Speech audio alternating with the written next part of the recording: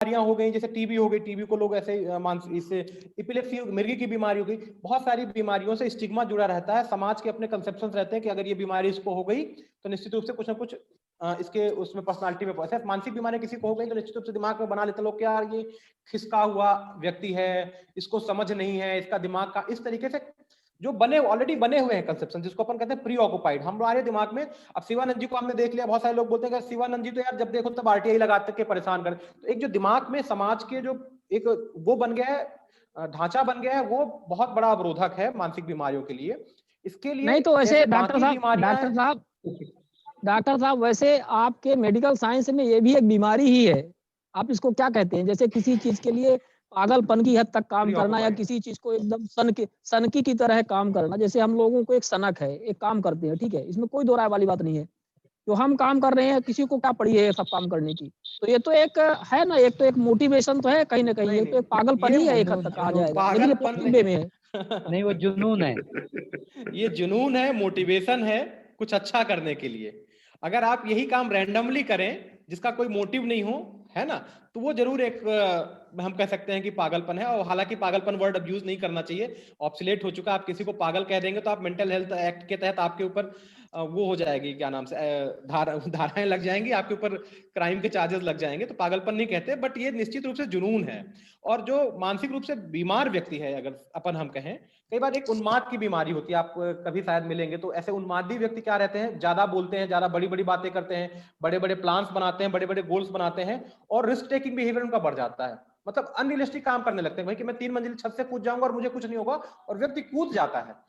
तो ये पागलपन है कि जब आप उसके कंसिक्वेंसेस को नहीं पता है, और उसके कंसिक्वेंसेस अगर जो होने वाले हैं आप उसके लिए प्रिपेयर्ड नहीं है, तो ये निश्चित ही पागलपन है। और मानसिक बीमारियों से स्टिग्मा हटाने के लिए हमको निश्चित रूप से एक तो डिस्क्रिमिनेट कम करना चाहिए, लोगों आपस में बात करना चाहिए, इसके लिए रैलीज करना चाहिए। बाकी जो सोशल मीडिया जो इंफॉर्मेशन, एजुकेशन एंड कम्युनिकेशन है, अपन इन्हीं मीडियम से इसको हटा सकते हैं।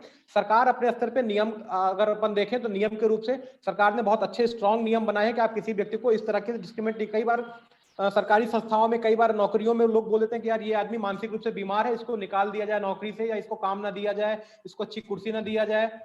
तो इन सब के लिए सरकार ने अपनी तरफ से बहुत ही स्ट्रॉन्ग लॉज बनाए हैं कि आप मानसिक बीमारियों के आधार पर किसी को डिस्क्रिमिनेट नहीं कर सकते हैं। मानसिक बीमारी से संबंधित उसकी इंफॉर्मेशन को आप डिस्क्लोज नहीं कर सकते बिना पेशेंट के कंसेंट के। बट स्टिल हमारा समाज कहीं ना कहीं हमारे लॉ की तुलना में थोड़ा कम प्रोग्रेसिव, हमारे लॉ ज्यादा प्रोग्रेसिव होते जा रहे हैं, बट हमारा समाज कहीं ना कहीं उस लॉज की तुलना में थोड़े कम प्रोग्रेसिव है। और इसीलिए अभी स्टिग्मा इससे बना हुआ है, और स्टिग्मा को निश्चित ही तोड़ना है। और जैसे बाकी बीमारियां वैसी मानसिक बीमारियां जो दवाई लेने पे बिल्कुल ठीक हो जाती हैं। नशा करने की लत होना डॉक्टर साहब, मानसिक बीमारी डॉक्टर साहब, शिवानंद जी जो है जानते हैं कि उनके जान को जोखिम है, फिर भी जो है वो गाड़ी लेके पहुंच जाते हैं आरटीआई लगाने। तो ये तो रिस्क ले रहे हैं ना, रिस्क टेकिंग तो बढ़ गया है इनका। बिल्कुल बिल्कुल रिस्क ले रहे हैं। इस तो अभी भी आएंगे कि नहीं आएंगे इस बीमारी के उसमें? नहीं, वो बीमारी हमारी इससे शिवानंद जी से व्यक्तिगत रूप से फोन पे चर्चा हुई थी, और मैंने इनको बताया था कि आपका ये रिस्क टेकिंग बिहेवियर है। सर आपको काउंसलिंग मिल रही है, मतलब मेडिसिन बस लिखना बच्चा है। नहीं, ये पर्सनल इन्फॉर्मेशन मुझे डिस्क्लोज मत नहीं करना चाहिए था, मैं कर दिया यहाँ पे बाय मिस्टेक आप लोगों के इन्फ्लुएंस में। पर मैं उनके बिल्कुल यहाँ पे आरटीआई नहीं लगती है। अग्रवाल जी आप गलत जगह पे आरटीआई लगा रहे हैं। डॉक्टर और पेशेंट के बीच 81J लागू है यहाँ पर। जी बिल्कुल सर। शिवानंद जी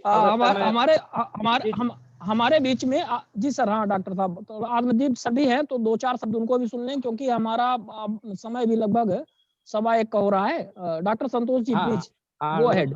आपने जो कहा ना वो मतलब वो हमको बड़ा अच्छा लगा। एक्चुअली क्या होता है कि जब हमारा शरीर एडोलसेंट रहता है, मतलब 15 से लेके 25 साल तक, तो हमारे में बहुत सारे परिवर्तन होते हैं।